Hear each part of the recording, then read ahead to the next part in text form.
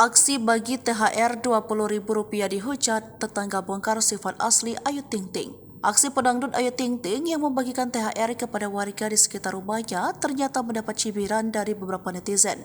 Dilansir dari Tribun News, tak sedikit netizen menyoroti nominal uang THR yang diberikan oleh Ayu, yaitu sebesar Rp20.000. Tak sedikit yang menyebut jika Ayu memberikan nominal uang yang terlalu sedikit. Tak terima dengan hal ini, beberapa tetangga Ayu pun membela sang biduan. Melalui TikTok, seorang warga bernama Humairah Aziz mengaku tinggal berdekatan dengan Ayu.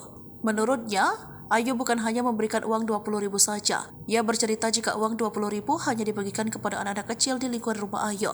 Itu pun menurut dia tak bisa dibilang kecil lantaran Ayu membagikannya kepada anak-anak sekampung yang jumlahnya tentu tidak sedikit. Humairah juga menyebut jika di luar kamera, Ayu Ting Ting sudah banyak memberi kepada orang-orang di sekitarnya. Lebih lanjut, Humairah menyebut jika Ayu Ting Ting dikenal sebagai sosok yang baik di lingkungan rumahnya. Tetangga mengenal Ayu sebagai artis yang tidak sombong dan gemar berbagi. Terakhir, Humairah meminta netizen agar tidak julid dan tetap berprasangka baik terhadap kebaikan orang lain.